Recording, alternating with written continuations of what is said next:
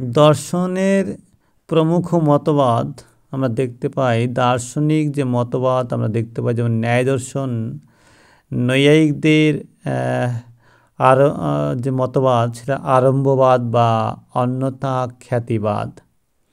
মাধ্যমিক বৌদ্ধ এদের অসৎ খ্যাতিবাদ। বিজ্ঞানবাদী বৌদ্ধ আত্মখ্যাতিবাদ বা পরিণামবাদ। শূন্যবাদী বৌদ্ধ অনাত্মবাদ। প্রভাকার মীমাংসা দর্শনে অখ্যাতিবাদ, ত্রিপুটি প্রত্যক্ষবাদ।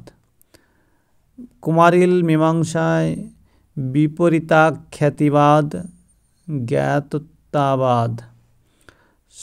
শঙ্করাচার্য অনির্বচনীয়বাদ এবং দৃষ্টি সৃষ্টিবাদ। সাংখ্যে বিবেকখ্যাতিবাদ, পরিণামবাদ। ভট্টলোল্লট মীমাংসার উৎপত্তিবাদ, কৃতিবাদ এবং ভট্টনায়ক সাংখ্যের ভুক্তিবাদ।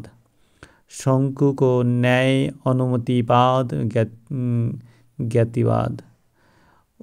অভিনবগুপ্ত বেদান্তের হচ্ছে অভিব্যক্তিবাদ, আনন্দবর্ধন ব্যক্তিবাদ এবং যোগ পরিণামবাদ, বেদান্ত পরিণামবাদ এবং বিবর্তবাদ।